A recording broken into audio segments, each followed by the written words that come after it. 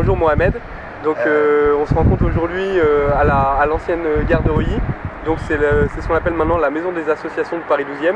Donc c'est une rencontre, c'est une rencontre en fait incroyable comestible. Donc vous pour le Maroc, moi pour Paris. Et j'aimerais savoir en fait comment vous êtes venu à l'idée de vous lancer dans les incroyables comestibles au Maroc. Oui, bonjour Nathan, ça me fait plaisir de vous rencontrer et de vous voir ce matin printanier de Paris, hein, soleil. Incroyable comestible au Maroc. C'est une bonne chose. En fait, avant de travailler avec Incroyable comestible, on travaillait déjà sur les jardins potagers en Afrique. Et le Maroc et le Kenya sont deux pays leaders dans les jardins potagers avec Slow Food International. Donc on a commencé il y a 3 ans à faire des jardins potagers en Afrique. Au Maroc, on a à peu près 16 jardins potagers qui sont déjà fonctionnels. Et puis le fait d'avoir rencontré par Facebook M. François Rouillet, l'idée, je l'ai appelé au téléphone. D'accord. Tout de suite, et puis on a dit, est-ce que ça pourrait être une complémentarité au travail que nous faisons avec Slow Food International et Slow Food Maroc. Justement, parlez-moi de comment vous avez travaillé avec Slow Food International. En fait, si j'ai bien compris, vous êtes dans le milieu associatif depuis de nombreuses années, c'est bien ça? Oui, le milieu associatif nous a bercé depuis les années 1994, quand on a commencé à initier les premières coopératives d'huile d'argan dans le sud du Maroc. D'accord. Pourquoi avoir initié les coopératives? Parce que nous avons été interpellés par la disparition de l'arganier et de la forêt qui n'existe qu'au Maroc. Et de là, nous avons eu l'idée de sauver cette forêt. Mais sauver la forêt en parlant aux gens, pour l'environnement, ça les intéresse peu. Et ce qui les intéresse, c'est un petit peu la question économique, améliorer leur situation. En fait, c'est sauver la forêt de quoi? La forêt de l'arganier. La forêt parce que la forêt était en train de disparaître. Et pourquoi en fait? Elle est arrachée pour planter de la tomate, pour planter des légumes et fruits qui rapportent forts, qui sont plus destinés à l'exportation. Donc nous avons la nappe phréatique qui est en train de descendre à des profondeurs inimaginables. Donc on s'est dit, si on arrive à faire valoir auprès de la population locale comme quoi l'huile d'argan qui est vendue au bord des routes à 30 dirhams le litre, à 3 € le litre, si on améliore la qualité d'extraction selon une charte bien précise, faire valoir que cette huile d'argan a certaines valeurs nutritionnelles, thérapeutiques, etc. Ça pourrait être un gain pour cette population, des rentrées d'argent. Et on a commencé par initier la première, la deuxième, la troisième coopérative, etc. Super. Nous sommes actuellement à 200 coopératives au Maroc. Nous ne sommes pas les seuls à avoir créé des coopératives, d'autres personnes qui se sont joints à nous. Il y a pas mal d'organismes qui se sont joints à nous. Et puis cette dynamique maintenant fait que nous avons 200 coopératives d'extraction de l'huile d'argan au sud-ouest marocain, entre Essaouira, Taroudant, Agadir, Guelmim, etc. Maintenant, actuellement, l'huile d'argan se vend à 30 € le litre. Donc 10 fois plus. 10 fois plus. Et effectivement, ce supplément d'argent est bénéfique pour la population. Et maintenant, on peut dire que la forêt est sauvée, entre guillemets. En fait, si je comprends bien, donc c'est maintenant l'huile d'argan se vend 10 fois plus cher grâce à une sensibilisation des personnes, beaucoup moins de dégradation, beaucoup moins de... En fait, c'est vraiment ça s'est vraiment fait d'une façon structurelle où c'est plus plié en fait, c'est ça. Exactement. C'est plus les personnes qui viennent piller la forêt, donc c'est... Non, maintenant les gens ont commencé à sauver leur forêt, à clôturer leur forêt. Donc c'est légal en fait. C'est légal, à clôturer leur forêt de manière à ce que les gens ne viennent pas cueillir des fruits n'importe comment. Même les bétails, les chèvres, etc. Sont mieux canalisés pour ne pas aller manger les fruits de l'argan au moment de la cueillette des fruits, donc à la saison de la cueillette.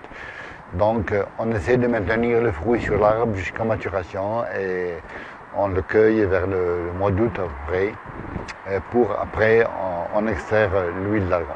Donc en fait dans cette forêt il y a deux parties. Il y a une partie donc avec les arbres primaires qui étaient présents où les personnes maintenant récupèrent de l'huile.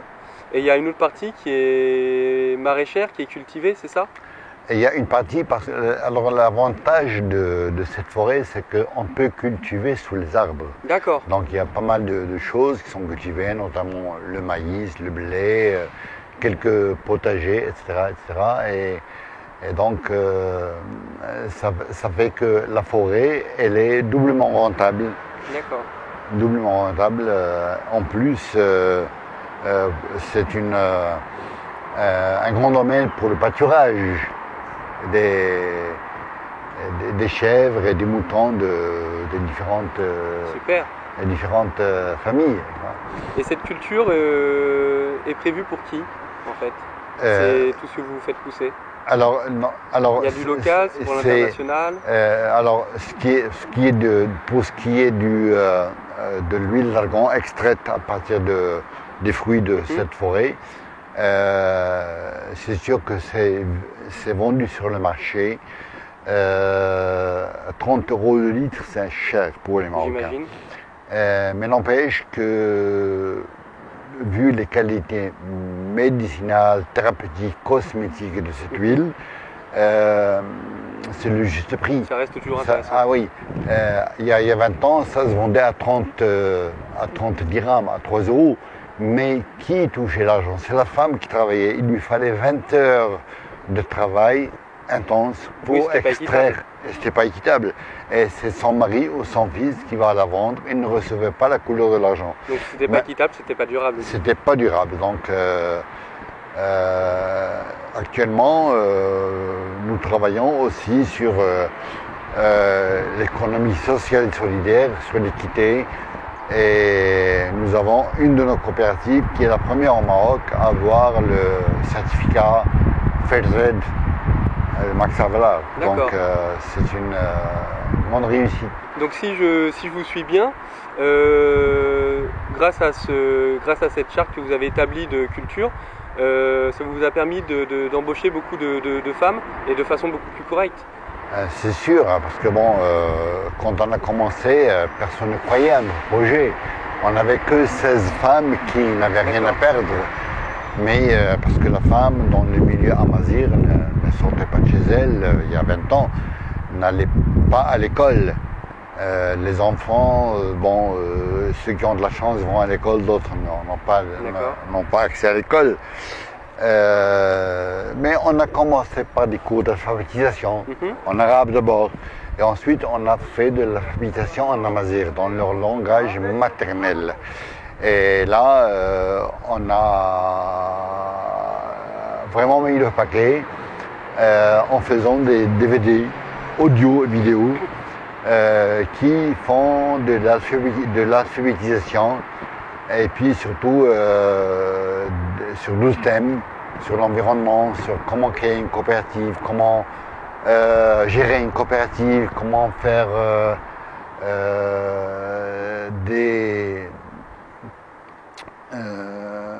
comment sauvegarder l'environnement. Donc, plusieurs thèmes. Là, si j'ai l'occasion, je vous enverrai le DVD que vous allez voir par vous-même. Avec plaisir.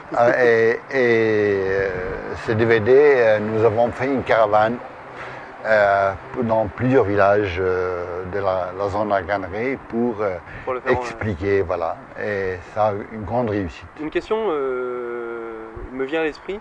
Donc, si c'est un support DVD, c'est-à-dire qu'il faut une télé et un lecteur DVD, et c'est pas quelque chose de cher pour le Maroc, c'est quelque chose qu'on trouve dans tous les foyers? Bonne question. Actuellement, la majorité des villages sont électrifiés, donc la majorité, ils ont des DVD pour voir un film le soir, etc., etc. Mais nous avons fait plus que ça.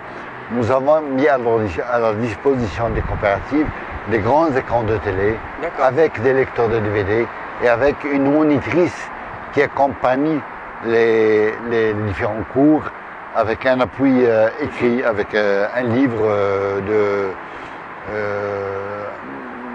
livre support pour cette formation et cette alphabétisation en langue amazigh. Et les femmes, au retour, on a vu tout de suite que les acquis ont pratiquement doublé entre l'arabe et la langue amazigh parce que leur langue matérielle.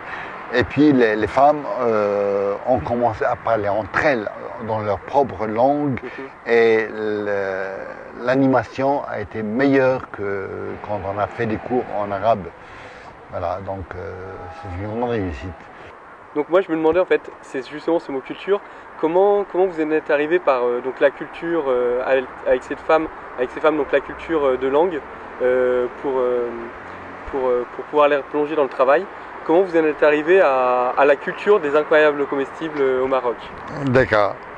Alors, les incroyables comestibles, c'est un petit peu la continuation d'un travail que nous faisons avec Slow Food International, avec qui nous avons démarré il y a quelques années les 1000 jardins potagers en Afrique.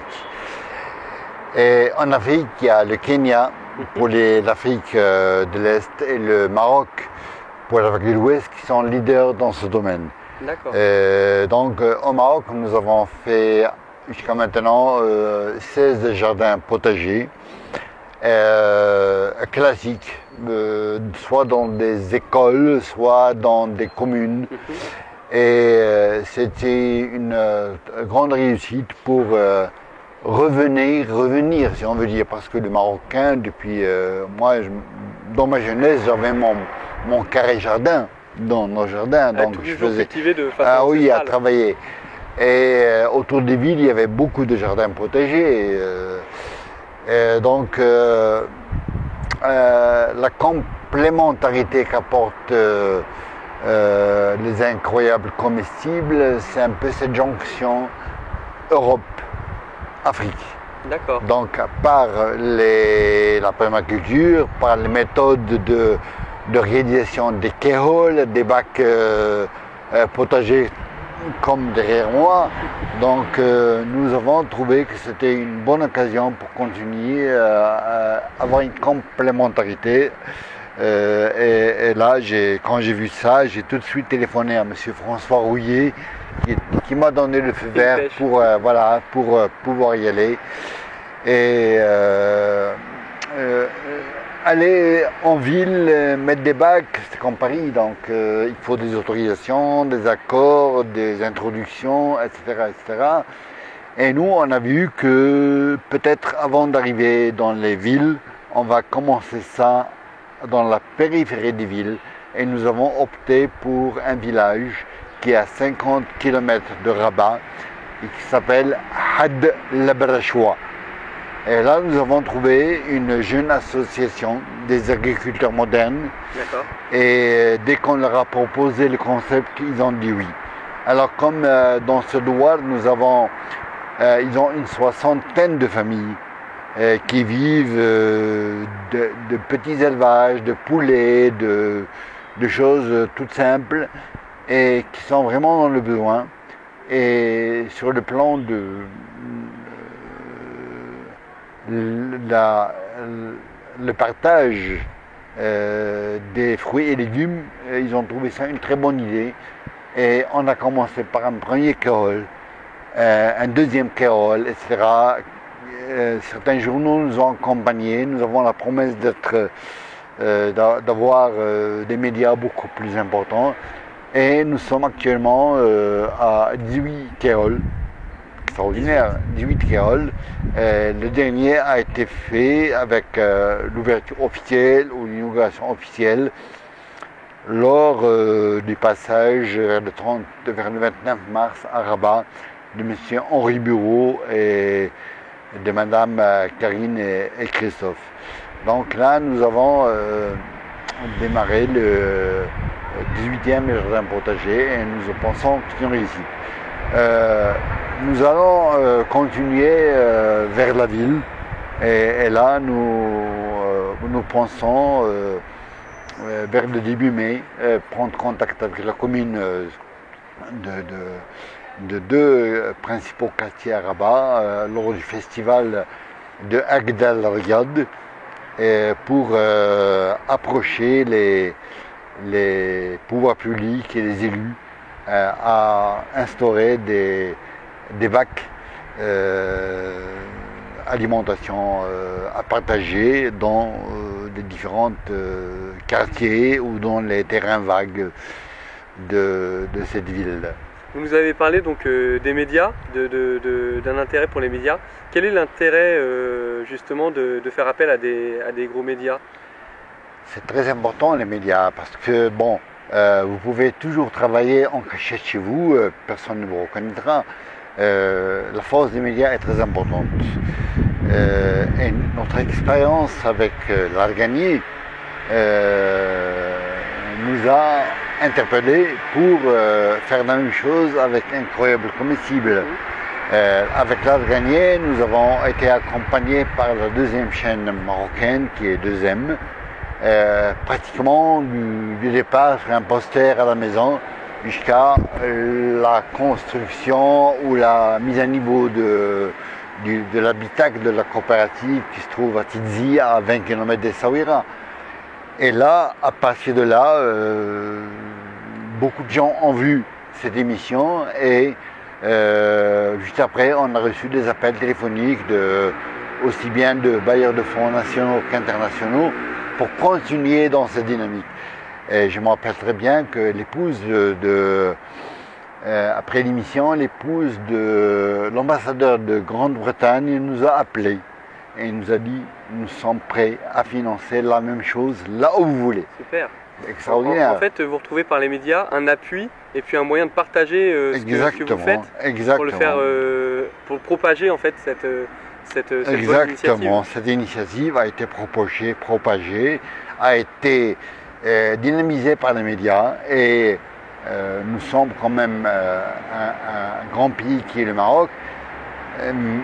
Les médias sont très très forts, mais quand ça vient de médias internationaux, c'est encore beaucoup plus fort. Donc on a eu Ushuaïa, National Geographic, on a eu les chaînes italiennes, canadiennes, et dernièrement on a eu la chaîne CNN Africa.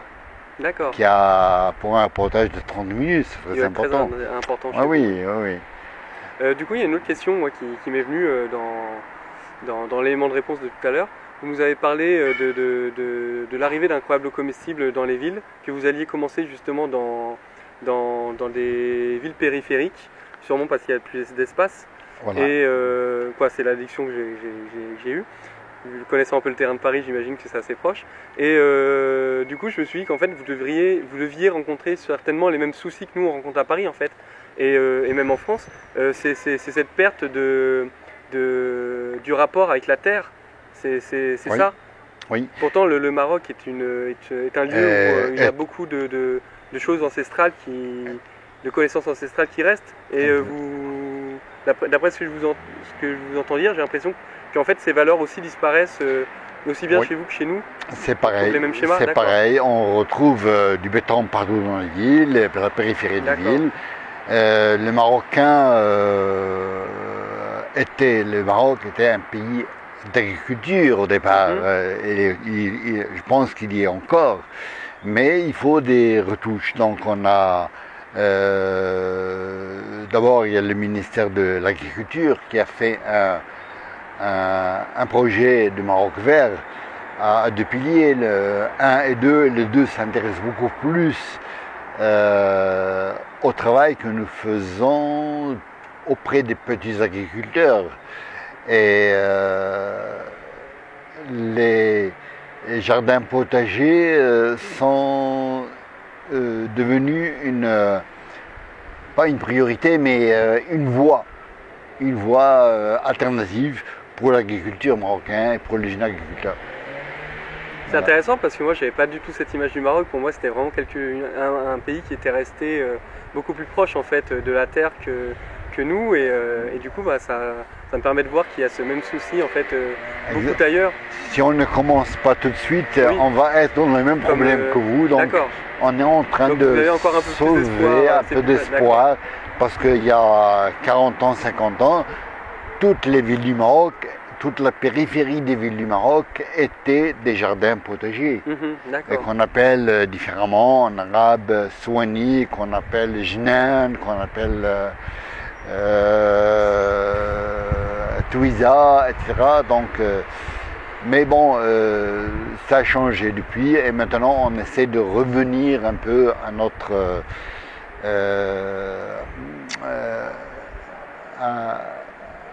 notre savoir-faire ancestral sur l'agriculture de proximité, l'agriculture de périphérie. Et je pense qu'on va y arriver. Vous étiez en train de me raconter l'intérêt pour vous de créer ces liens avec Paris et les incroyables comestibles Maroc. Ouais. Donc là, vous étiez en train de me raconter quelque chose. Oui, je suis marocain. Oui. J'ai un pied en Maroc, un pied en France, parce que nous avons étudié au Maroc et en France, donc et il y a une communauté très importante marocaine ou maghrébine en France et à Paris. Et cette communauté, les incroyables comestibles peuvent jouer un rôle très important dans l'interconnexion entre les Marocains résidant en France ou en Europe avec leur pays, parce que souvent les Marocains retournent chaque année comme un pèlerinage vacances chez eux, dans leur propre village. Et Incroyable Comestible pourrait nouer des liens, consolider des liens entre ces Marocains, jeunes ou moins jeunes, vers leur village, vers leur ville, en Maroc, aux confins du Sahara, dans les montagnes. Et ça peut être un moyen d'interconnexion et de connexion. Une interconnexion verte, une green road qui est transposée au Maroc et pour le Marocain est fier de ce Marocain. Donc, si l'on mène des idées dans son village à travers les incroyables comestibles, ça ne peut être que très bien vu par tout le monde. Et je salue tous les Marocains résidant à Paris. Super en tout cas. Ouais. Vraiment, vraiment bien. Cette rencontre, en tout cas, moi, m'a fait beaucoup de bien. Ça m'a fait beaucoup de plaisir. Ouais. Alors moi, donc, je profite de mon passage en France pour souligner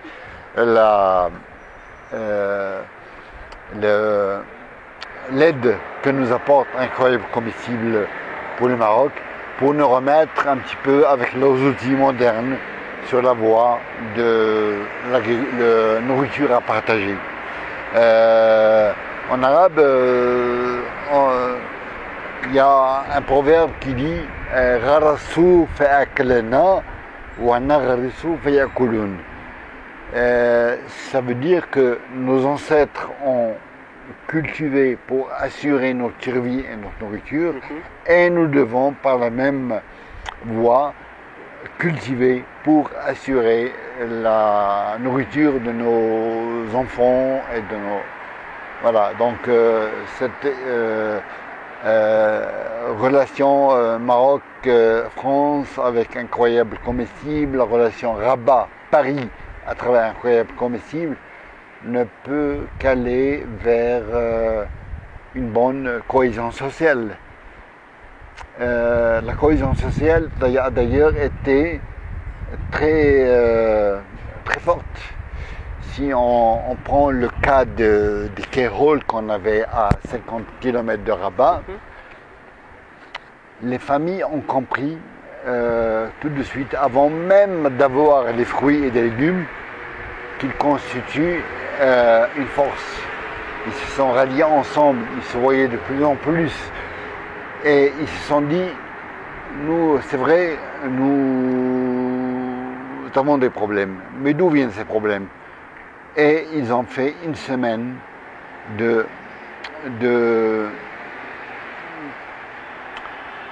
pas de manifestation, mais plus de faire valoir leurs droits dans leur région. Et ils n'ont pas d'eau, ils n'ont pas d'électricité. Et maintenant, il y a l'eau qui arrive, il y a l'électricité qui est en cours d'installation. Et c'est extraordinaire pour cette population qui vit, qui survit pratiquement dans ce droit. Donc, Incroyable Comestible a apporté ce lien social très fort et qui va aller beaucoup plus loin. Voilà. Mais vous ne pensez pas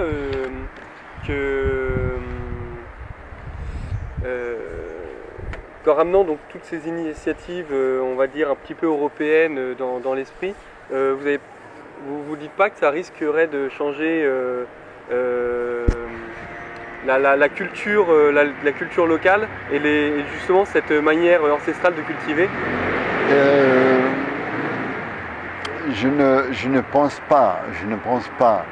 La manière de cultiver, on n'apporte rien de nouveau. Ce qu'on apporte, c'est un concept, c'est un savoir-faire peut-être qui va aider à mieux créer, à mieux cultiver, c'est tout. Mais nos agriculteurs, ils ont la connaissance du terrain, ils ont la connaissance. Bon, il faut un petit peu les repositionner certaines choses pour bien repartir. D'accord. Donc c'est vraiment un réapprentissage de la terre en fait. Un réapprentissage. Un vrai retour à la terre. Exactement, en fait. Exactement. Ici, vous avez la force des médias. Le Maroc va nous aider. Les médias vont aussi nous aider, je suis persuadé. Et nous allons aller vers l'agriculture familiale, vers l'agriculture de proximité, l'agriculture de partage. Et ça, je suis persuadé qu'on va y arriver. Ben, c'est super en tout cas. On est vraiment ravis d'avoir discuté avec vous, d'avoir eu ces échanges. Vous avez peut-être un petit mot pour la fin, quelque chose à dire? Ben, pour la fin, d'abord, je te remercie de m'avoir accueilli dans ce superbe maison associative. C'est extraordinaire. Qui nous accueille. La mairie de Paris dans un immeuble extraordinaire qui est une ancienne gare de Reuilly. Oui. Et nous espérons vous voir au Maroc pour vous montrer l'avancée des choses et pour établir des relations de partenariat beaucoup plus solidaires entre les Incroyables Comestibles Maroc et Paris et la France.